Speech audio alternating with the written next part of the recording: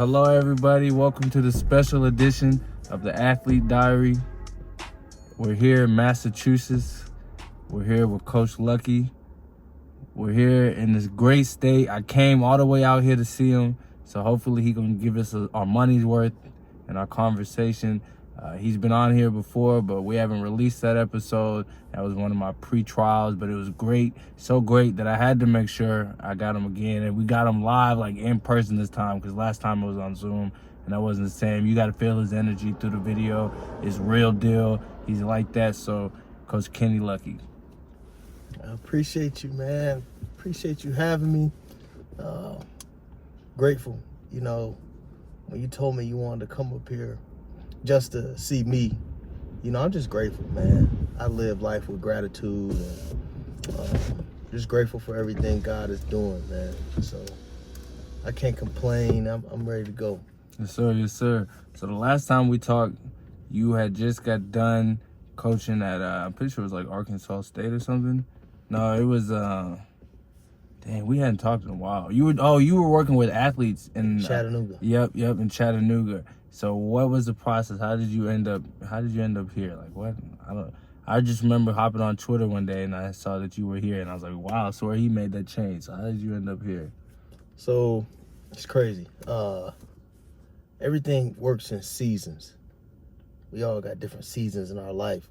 So the last time we talked was my Damascus Road season. What I mean by that is, you know, when I was in Chattanooga, that was the time where, you know, God had pulled me to the side. He had to sit me down. That way he could show me some things and kind of recreate who I am. Right.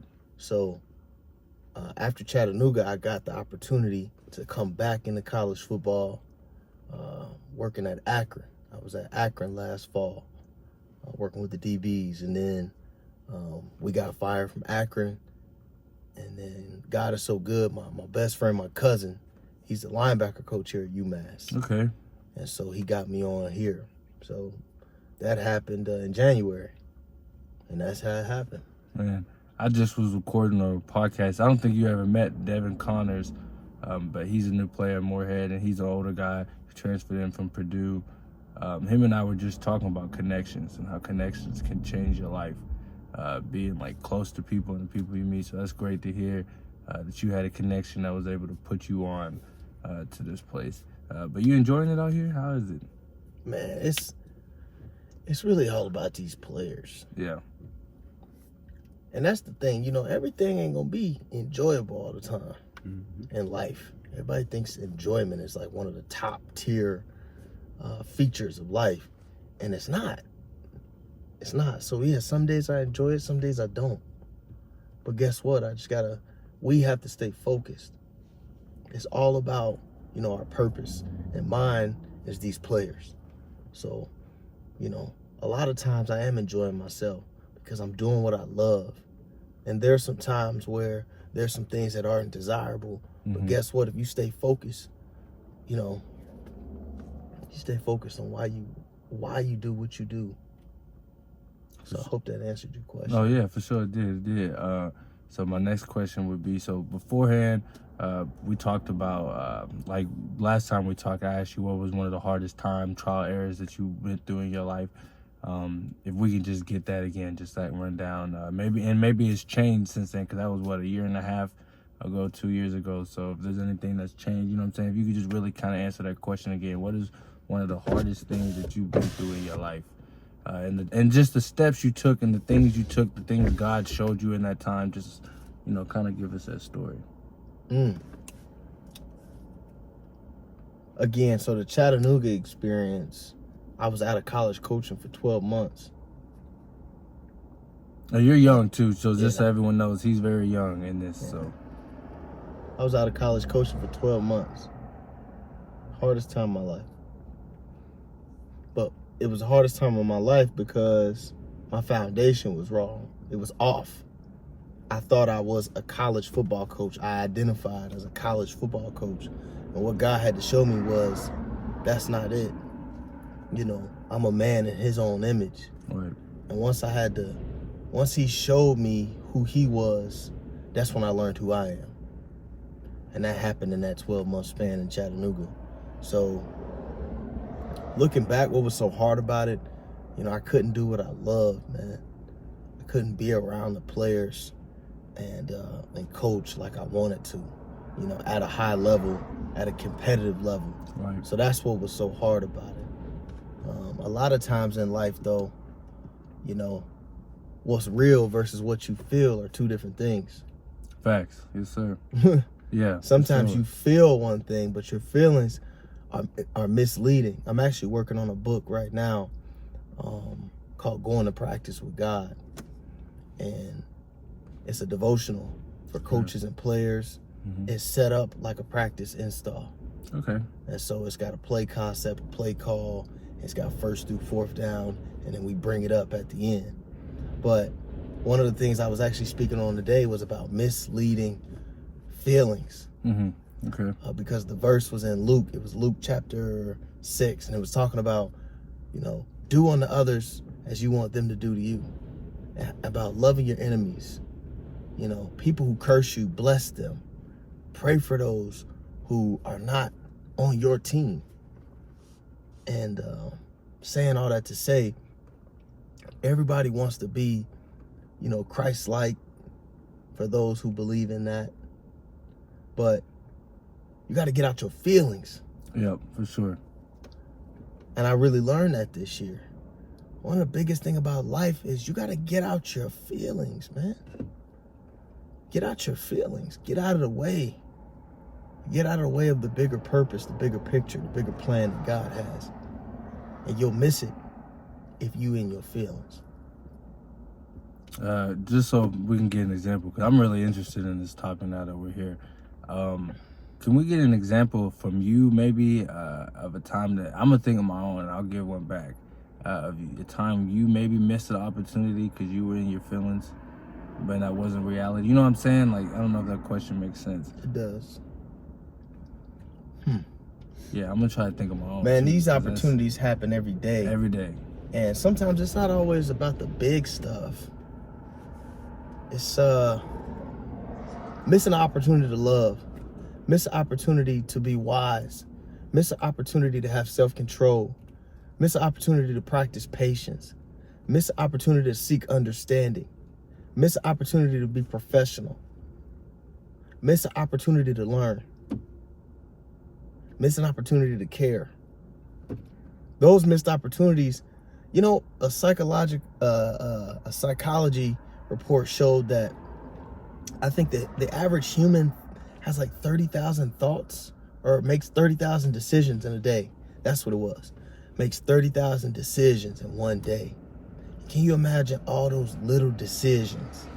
And, sometimes when you get caught up in your feelings, you thinking about yourself. Right. In most cases, when we get caught up in our feelings, we are emotionally triggered. Something just clicked. Now we're either offended, or we're happy, or we're sad, or we're triggered in a way. And then from that, we then respond a certain way. And so I guess what I'm telling you is, once you get out of your feelings and make the appropriate response, make the decision that's best for the big picture, you pushing towards growth, if that makes sense. Right. No, yes, sir. Yes, sir. Yes, sir, for sure. That's deep right there. Hold on, I gotta take that in right there. That's 1,000 right there. And of course, I always learn a lot from you coming in. You were one of those guys. He was a young guy when I first met him. I think you were only 2 years older than our oldest player, your oldest player in your position group. Yeah, Morehead State, I probably was 24. Right, and I think Dante, he was 23, Yep. 23 at the time. So you weren't even that much younger than him. And you came in and you won over people who weren't even in your position group. Like, I wasn't one of your players, but you still won me over, and you won over other guys. So if we can go into your understanding there of being a young guy and still being able to win over. Like, what did that take? Like, what mentality were you in? Like, what did you think about approaching going into it being that young? Like, did you understand, yes, I was that young, I had to do something different, I can't come at it like these other coaches? Like, you know what I'm saying? Like, what was your thought process coming in that young? That's a good question. Everything starts with leadership. Right. And so I learned I was a leader in high school when I was voted captain at one of the largest schools in the state of Ohio, one of the most competitive schools in the state, and I didn't play. I wasn't a player. I wasn't a guy. You know, I was just a special teams guy, and they voted me captain. And that's probably one of the best times of my life, because there's nothing like when your peers respect you. Right. It's different when your parents compliment you. It's different when your family telling you good job and we appreciate you and you keep going. But when your peers say you're a guy, you know, or a woman, when your peers respect you enough to title you, you know, that's when I realized that I had the ability to lead. And so going into college, I've been coaching a while. People just don't know about me. Right. And that's the blessing.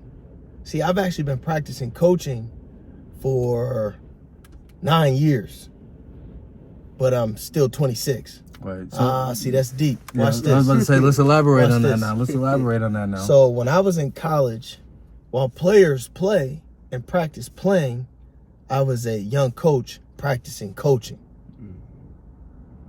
So coaching is this big old house. It's an art. It's a lot of psychology. It's a lot of love. It's a lot of spiritual. It's a lot of mental. It's a lot of physical. It's a lot of pedagogy, training, practice. It's a lot of education, a lot of theories, a lot of philosophies, a lot of these things that combine into coaching. Right. I've been doing that since I was 18. When I got to college, the seniors didn't know how old I was. I was 18 and we had a man by the name of Travis Carey. Travis is still playing in the National Football League. I joke around and say I coached him and got to be around him. He coached me. When he was a senior in college, he was a 6th year and he was bad. He was a professional in every way. And so he plays with the Indianapolis Colts now. He's in year 8. And nobody knew how old I was. They were like, man. So when they found out, it was like, look, you 18? I mean, shut up. But I had the players' respect because of how I carried myself. Right. I get that from my mother. If you want to draw, be the best drawer. If you want to iron, be the best person who irons. If you want to do this, be the best at it. So I approached it like that. I came into college like, I want to coach college football. My goal is to coach in the NFL. I got these dreams. I got these aspirations. So I'm bringing it how I bring it. And when I bring it, and don't nobody bring it like how I bring it. So I walked in there like that. Right. So the players was like, oh, okay, this guy's a coach. Then to top that, it's just the gifts that God gave me to speak. So when I speak and when I make eye contact with a player, they feel me. They feel my spirit. They feel my soul. And then I'm with them. So it's like we become one in this moment. So when I'm giving them directions about tackling, when I'm asking how they doing, how their parents are doing, how's life, how's class, they feel that I genuinely care. The authenticity is there. All of these experiences, man, all of that practice shaping me into who I am today. Right. So that was 2013. So I met you, by the time I met you in 2018, 2019, I was confident. Right. Age has nothing to do with confidence. You know? Now, experience is huge, though. Yes, sir. Don't miss that. Yeah. And that's one thing, as a young guy, that everybody want to be old, right? Mm-hmm. Everybody wants to be, you know, like the old phrase, oh, you're a baby. A 30-year-old tell a 26-year-old, oh, you're a baby. Or a 40-year-old tell a 30-year-old, oh, you. So what are we chasing, right? Right. I might as well stay focused on maximum growth in today. Right. Takes 21 years Yo, be 21. You can only be what you are. You know, yeah. Coaches tell me, oh, you young. I only got so much time to work with here. Yeah. I'm going to be the best I can be with this time I got. Right. So, you know, hope that answered what you was asking. For sure. And one thing that you touched on that I kind of want to touch on too, because I've had coaches who are like this, and you are most definitely one like this, and it was very important. So I'm just kind of curious on why that was something that you put emphasis on. Maybe you had a coach that wasn't this or whatnot, but I know there's going to be people out here who have. You are someone who genuinely cared about your players, and I feel like in college sports, it tends to be more of a business, and you tend to get a business-like approach. Like I guess I understand it a little bit in pro sports because it is a business, but in college sports you kind of get that too, and you are not one of those. And you know, Coach Rhodes was not one of those guys, and he was able to win over us every season because he genuinely cared, and you could feel that coming from him. And you know, and I'm sure you know, you get more from your players from that. So why is that something to you that you knew, or something to you that you focused on ahead of time, like before you got to this point? Like, why was that important to you? This has nothing to do with football. Right. No, exactly. I've always loved people. Yeah. My entire life, I've always loved people. You know, I guess you could say that I was kind of cool in school. I had friends. But I always stared at the kid who didn't have anybody to sit with at the lunch table since probably the 6th grade. And that always hurt my feelings. I've always had a big heart. I've always felt a lot of things.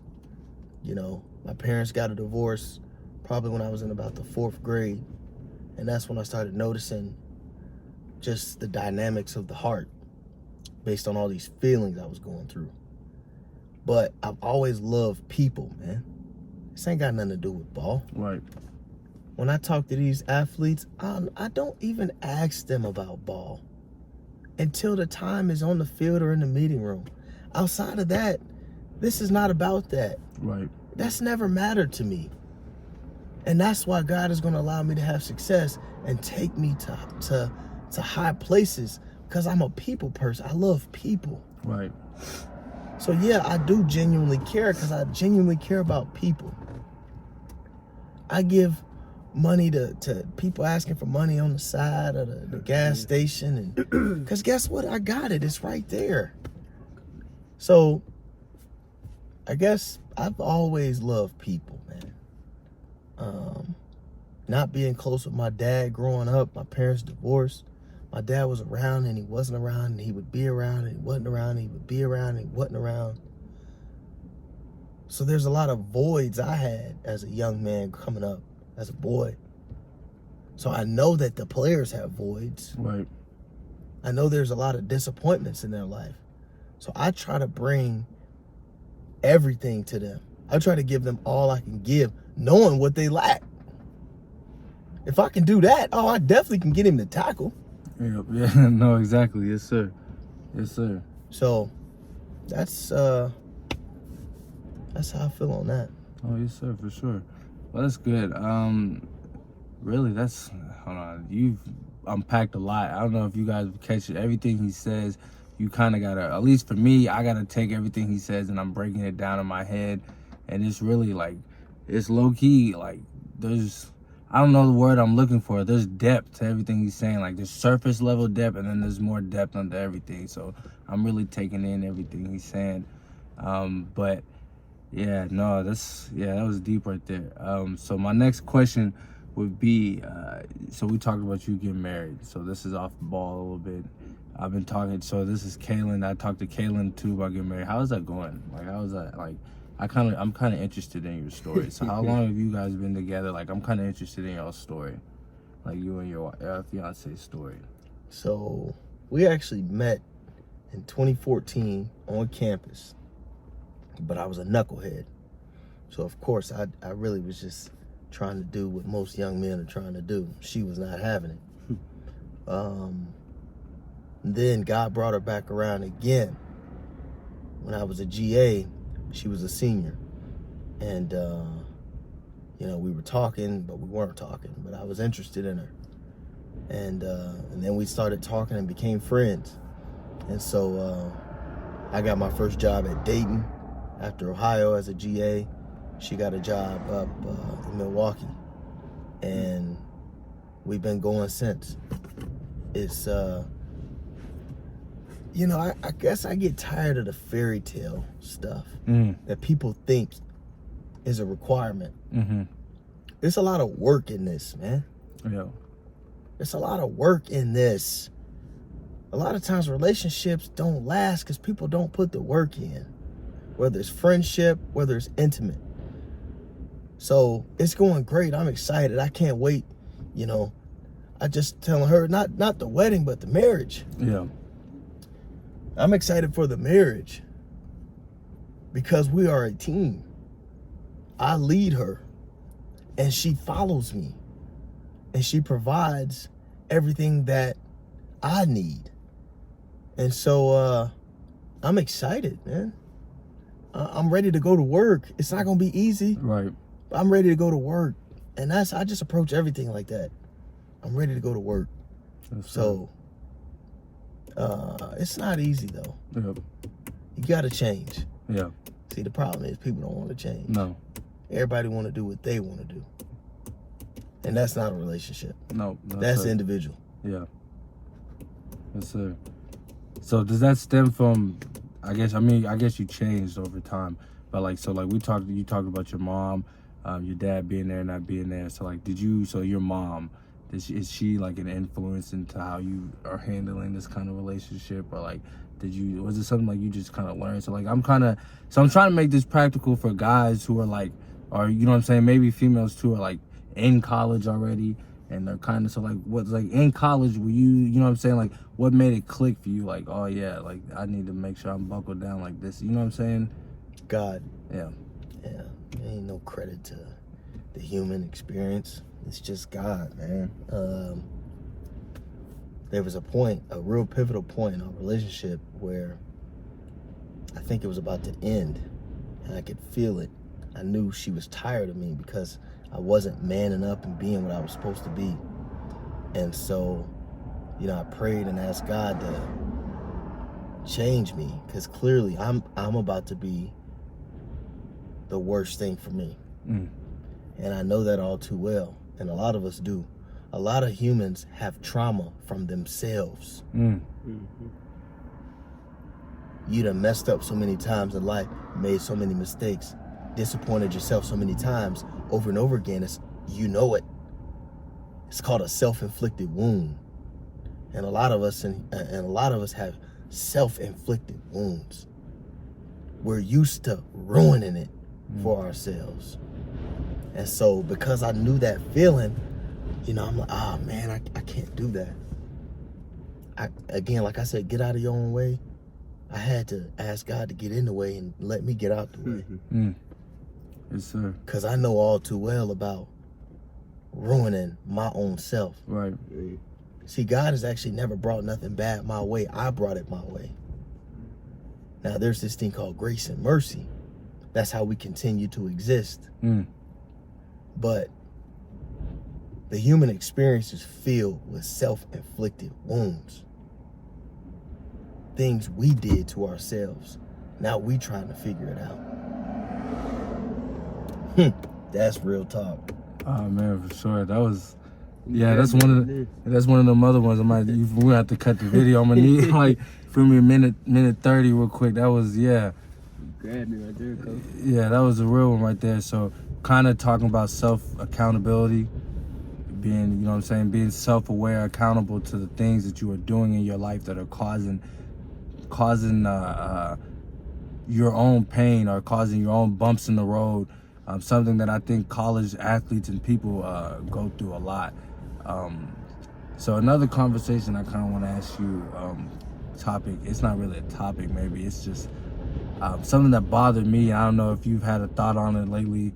So kind of mental health. So I don't know if you heard the James Madison softball player who killed herself 3 days ago or something. It was recent. But when I heard that story, it really bothered me.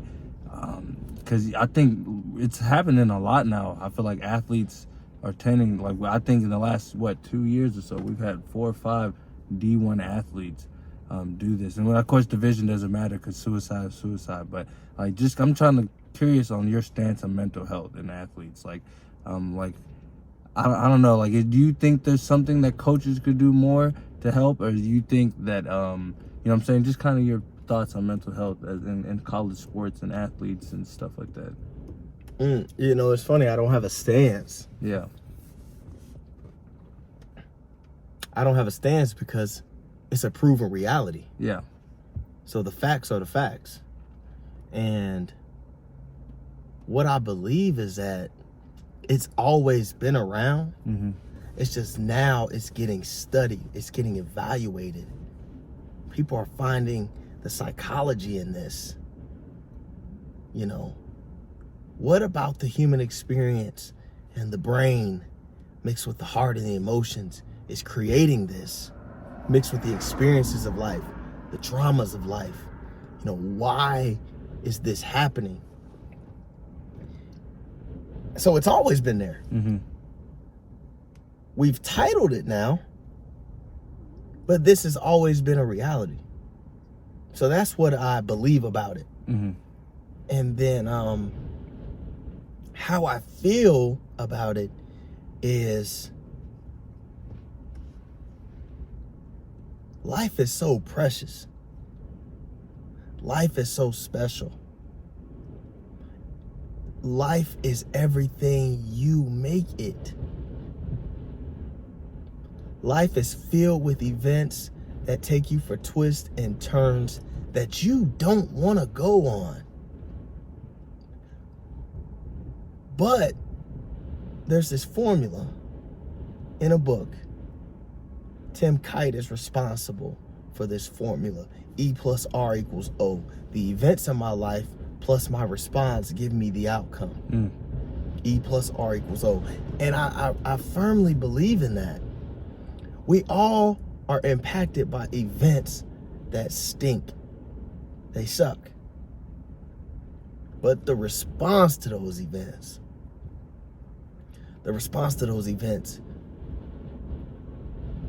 man, it's so critical. So I know a lot of people are struggling with mental health. Athletes are struggling with mental health. So now how do we respond? How do you respond as the individual who's struggling? And as a person like myself in a position of leadership, how do I respond knowing that I'm dealing with somebody who's struggling? That's why I don't talk about ball. That's why when I approach an athlete, the first thing I say is, tell me something good. Tell me something good. Because even though they may think 10 to 11 to 12 bad things are occurring in their life right now, if I get them to soak in on something and get some good out of this, I might can turn their day around.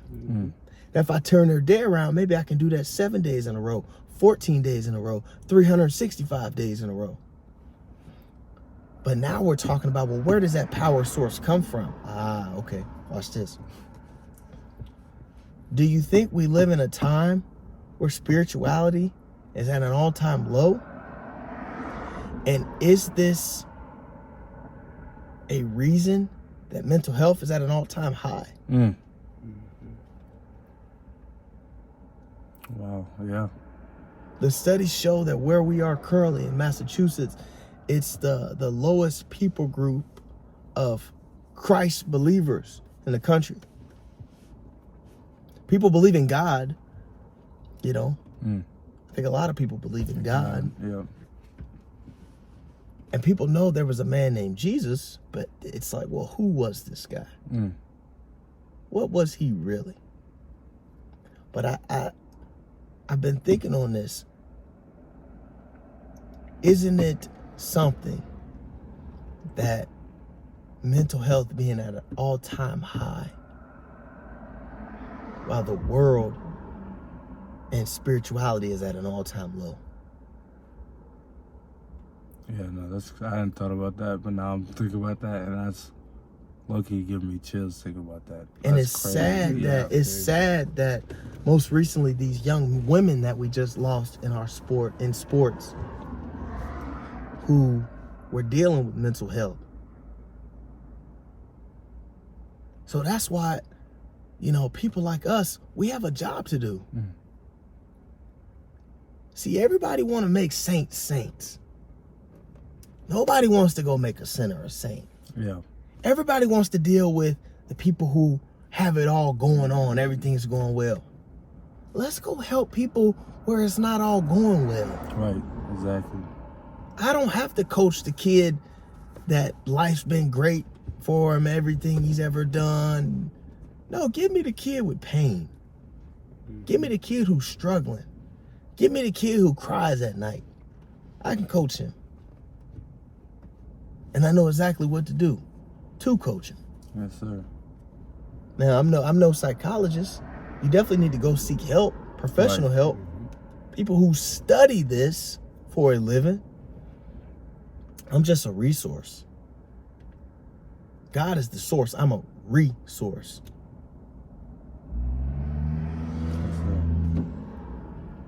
So when you're recruiting a player, is that something that you kind of might look at, like in your recruiting of him, like where you might look at where he comes from or something like that and maybe ask him a question or something, you know what I'm saying? Like would someone from that, like, you know what I'm saying, someone who needs that, does that affect the way you recruit somebody? Like maybe you might want a kid more, like if you have a kid on the same talent level as another kid, but this kid might have a little, you know what I'm saying, like a less, you know what I'm saying, need more of a father figure, need more help in this aspect. Like, does that affect your recruiting any?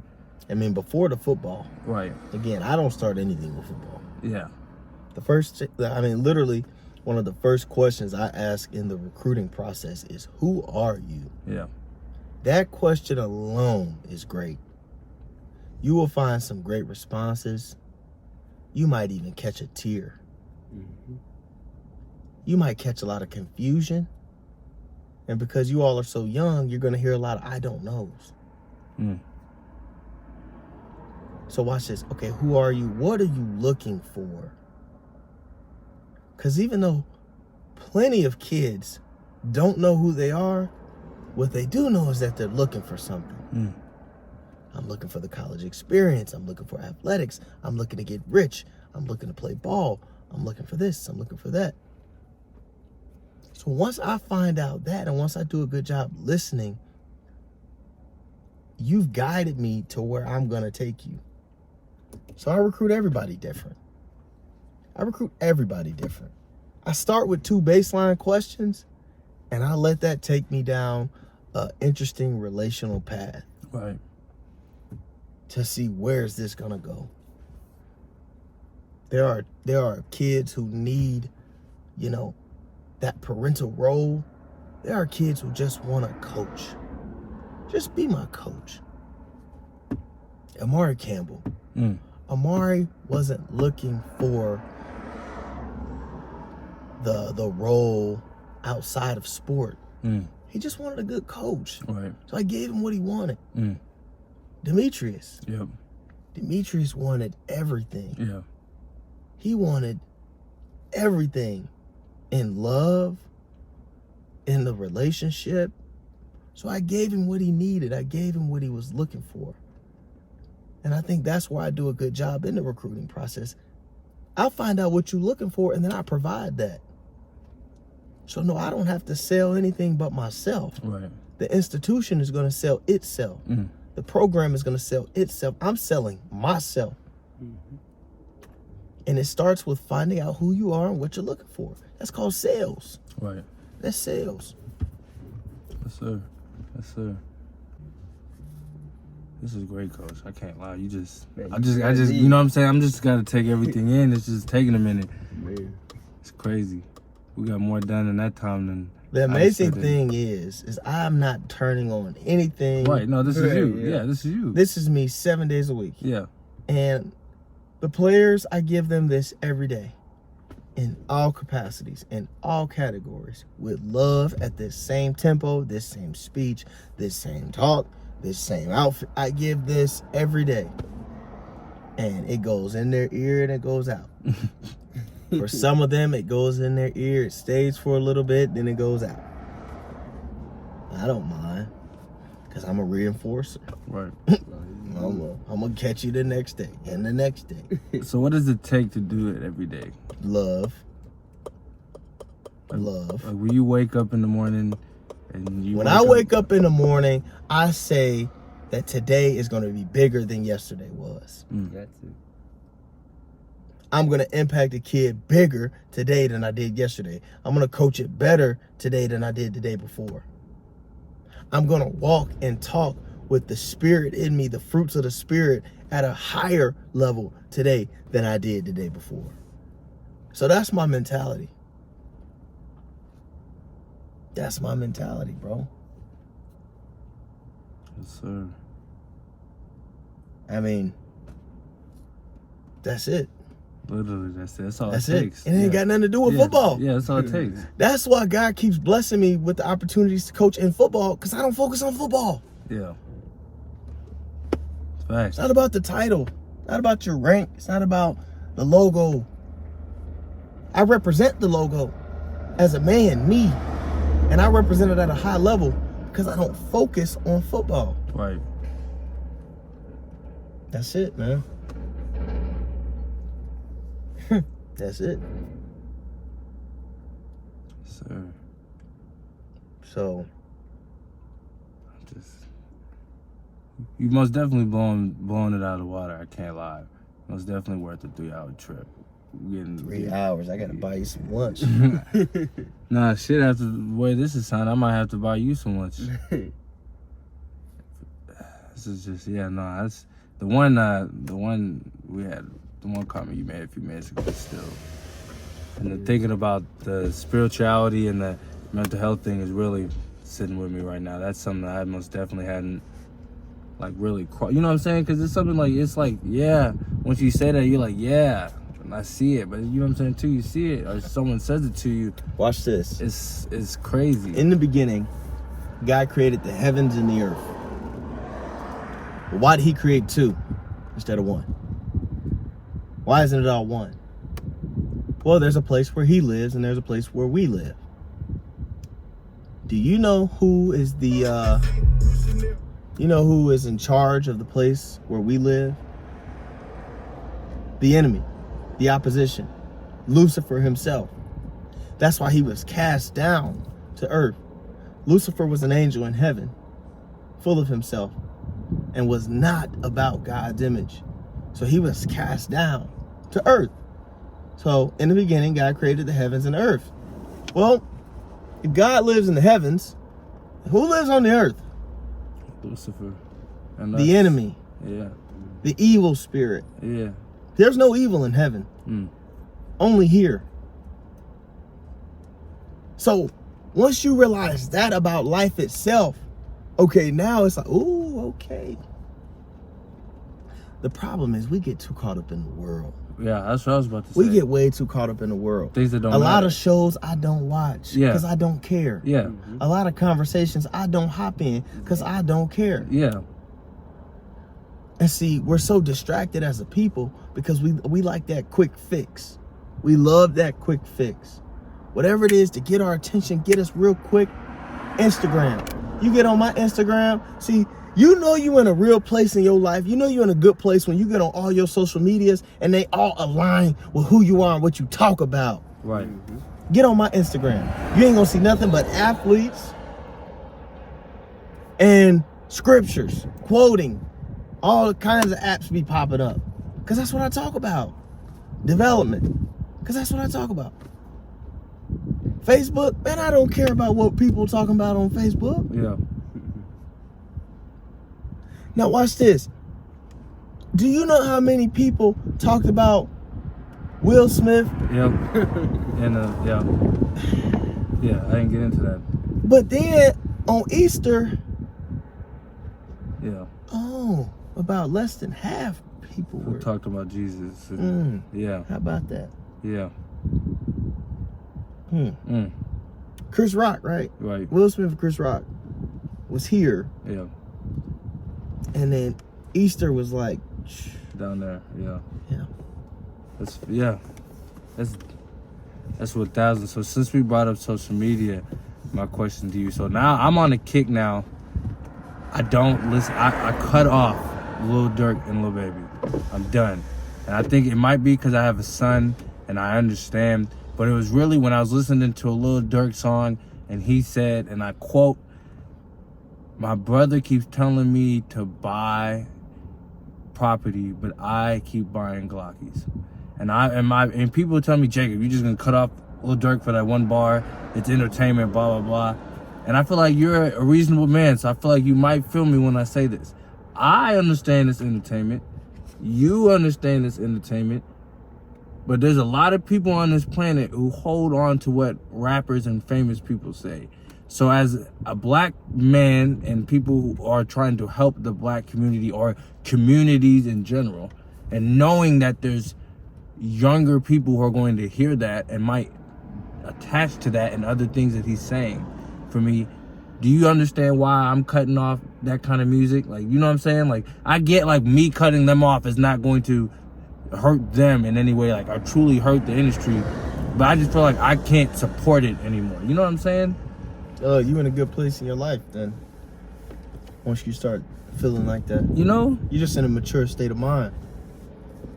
Because it's like, what are we talking about?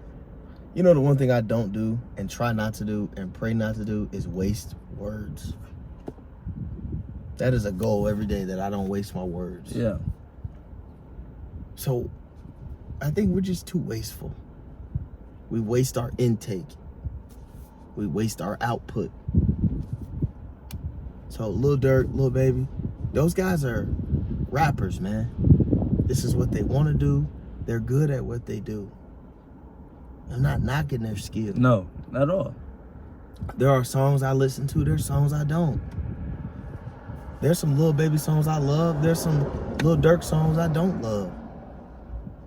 You know, Lil Baby's got the song, "What's the chances that you make it to a couple meal and you sleeping in the bottom? Yeah.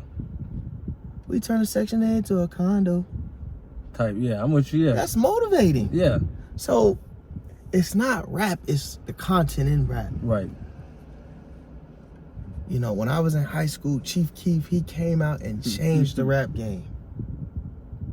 And what he did was he was painting the picture and telling the story of the murder going on in the street. You know, everybody talks about Chirac. Yeah. But what he was really doing was showing you what's going on across the nation. In New Orleans, in Miami, in DC, in Philly, in New York, in LA, in Oakland, in St. Louis, in Indianapolis. He really was showing you that this is what kids are doing. It ain't the 25-year-olds you got to be afraid of, it's the 15-year-old. Right. So, I don't listen to that kind of rap. I love rap. Right. Certain rap I listen to. Right. So, you just got to be so picky about what you choose to intake. And what you choose to output. Exactly. Yes, sir. Yes, sir. One of my questions if I'm going out with a girl or something, one of the first questions I ask is, what is the screen time on your phone? If you're on your phone for 8 hours a day, I can't be with you, because I know you're sitting there on TikTok and Instagram for 8. You know what I'm saying? 8 hours of a day. That's a whole work shift. I think if you look at my screen time, you might find a high percentage. I could have been on the Bible app. Yeah. I could have been in my notepad. But it's not on TikTok and Instagram. No, it's not inputting things that, for me, because I don't know, have you seen The Social Dilemma? It breaks down like the algorithms and the way like how social media is literally created to like keep you attached to it and like keep all these things to it. So like that's why what you like is always in your feed. Exactly. It's like it's an algorithm.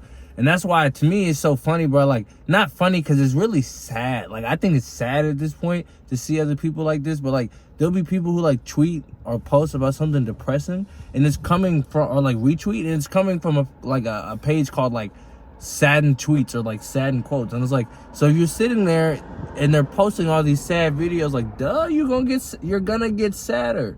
You're gonna get sadder. That is something that makes sense. To me, at least, like, that makes sense. So, like, to me, I'm with you though. I'm off social media. I'm cool off it. I've been off it for a while now. Like, I go on binges now where I literally delete the apps from my phone for like 2-3 weeks at a time. Like, I'm so over it. But yeah, that's crazy. I most definitely been feeling more spiritual since I've been on social media too. Me and Jesus been getting real close. Real close, most definitely. You know, something we might have to do, Coach, we might have to start a little Bible talk type podcast or something. Funny you say that. The athletes got the FCA at 1:30.